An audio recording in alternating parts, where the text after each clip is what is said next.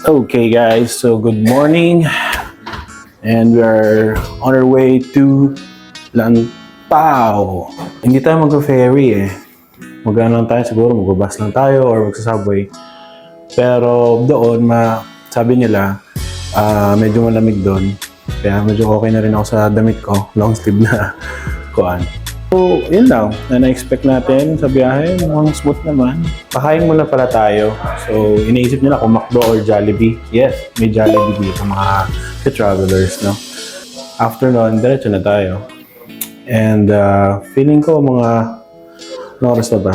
Time check, it's 9, almost 9:50 na in the morning. So, darating siguro tayo dun sa Lantau ng mga 10:15 or 10:30. So it's like an hour na biyahe. So sige, nakal ko muna to para makasave tayo ng maraming battery. Let's go.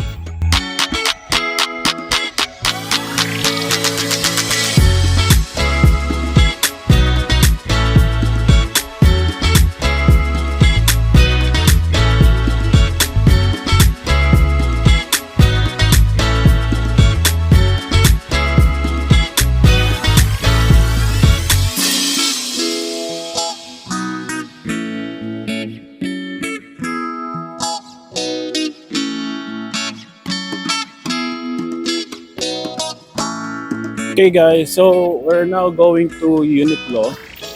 So galing tayo dito sa hotel natin. Mga ilang meters lang yung lakad. So yung Uniqlo is banda rito sa may Park Lane. Bili tayo ng ni Lulu.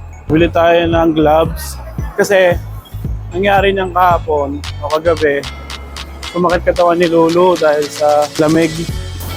So yun yung nangyari. Kaya na madaling araw, sumakit yung sa ni Lutien. Ang naging cause nun, pag-iba ng klima. So kagabi kasi malamig and si Lulu medyo natagalan kami sa labas. So anong nangyari nun, pero sa nakabag. So buong madaling araw yun, from 1 to 5 na umaga talaga hindi makatulog. So buti nabawas-buwasan naman yung sakit dyan. Ngayon pupunta kami sa Uniqlo.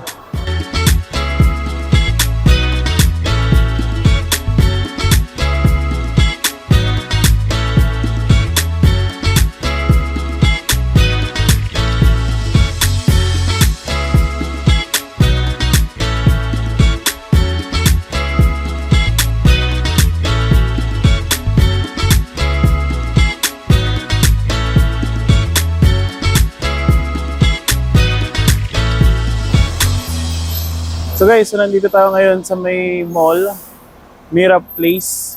So located dito sa may Park Lane. So nandun sila sa loob.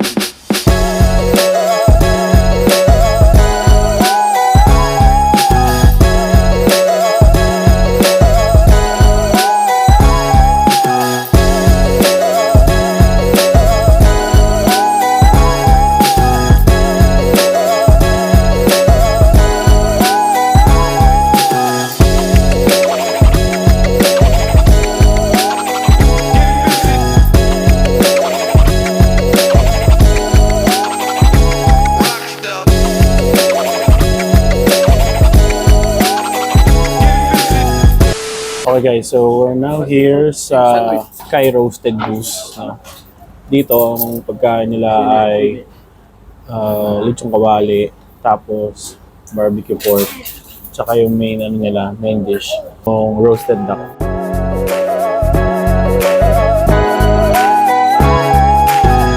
Okay guys, so ito yung in-order natin. Lechong roast pork. Tikman natin ng kanilang pork. Sauce na is mustard.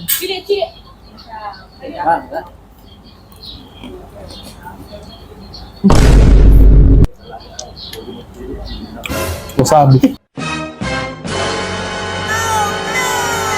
Wasabi? Pero dilaw? Alam mo yung kalan nila dito, pangalo.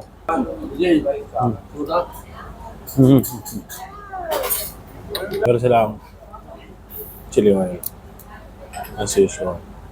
Siyempre, nasa Hong Kong tayo eh. Posible mo lang chili oil dito.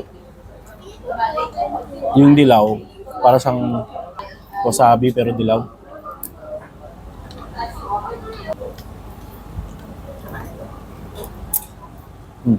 Tikman mo. Wasabi. Wasabi pero dilaw. Ito guys, oh. Look at that. Omelette sandwich. Kay Shibuya.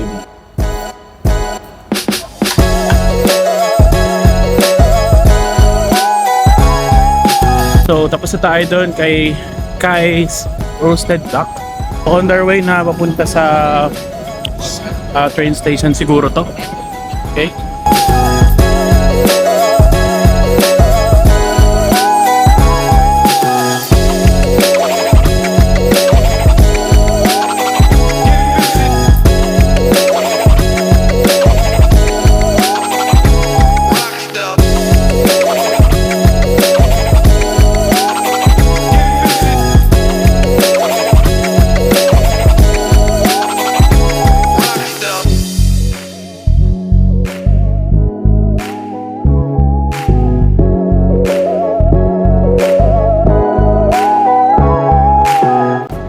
So guys, we are now here at Tangchang City. Binili ba yun eh? Hindi ah. Ayun yung City Gates. City Needs. Yes sir. Ayun oh, Shake Shack.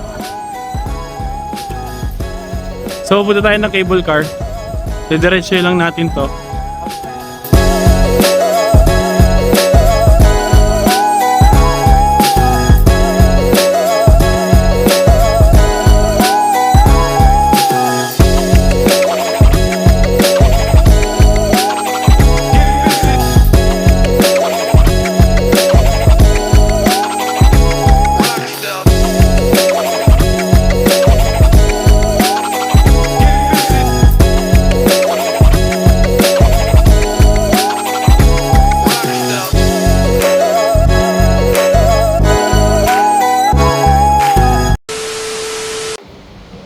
So guys, we are now here sa cable car entrance. Malaki pala to. Ang nasa isipan ko lang, konti lang yung talakbayin ng cable car. Ano pala siya? Tataas pala siya ng 2 bundok o 3. So parang tataas ka ng Mount Makiling na galing ka sa Los Baños, ganun.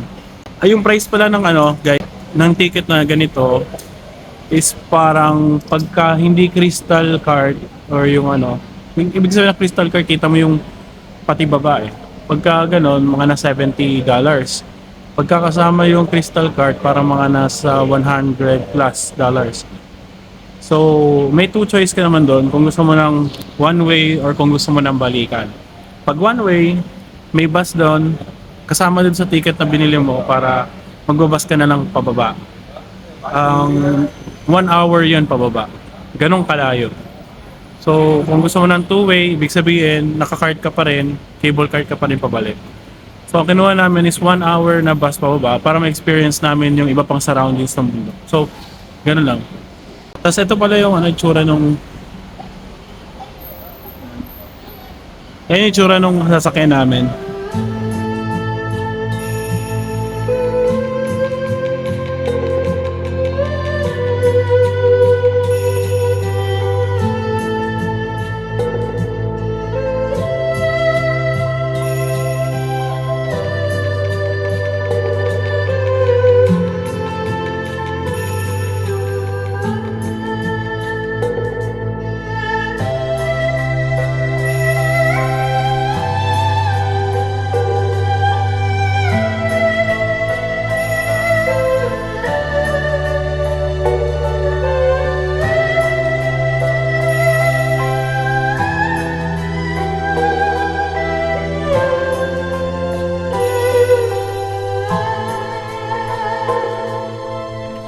Okay guys, so we're now here at the Buddha itself.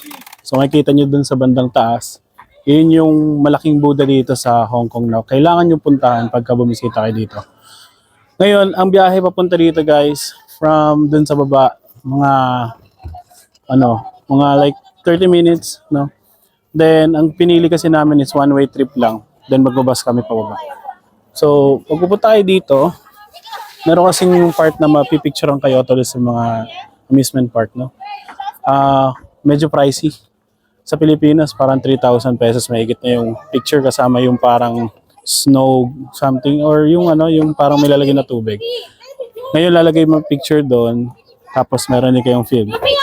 So, punta tayo dun sa taas, check natin kung anong meron doon.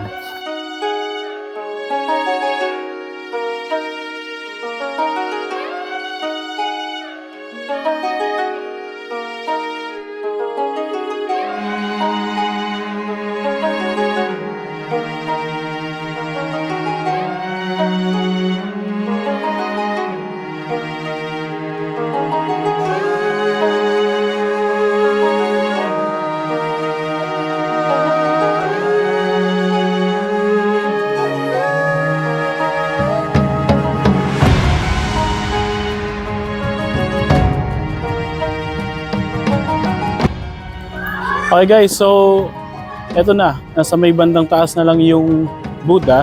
Mamaya pupunta tayo dyan, pero sa ngayon, ikot-ikot muna tayo dito sa mga shops nila. Let's see kung ano yung ino-offer ng mga shops. Sama natin si Lulu.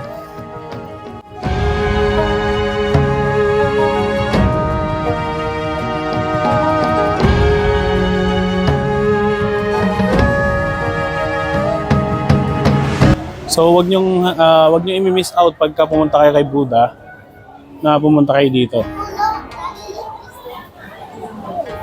Tapos meron sila dito magnet souvenirs. Ayan. Tapos meron din yung mga solid. Ayan. Ito ay magkano? $45 lang. Kung magkano yun sa ano? 200 pesos ata ang isa. Tapos meron din mga pambata, Legos.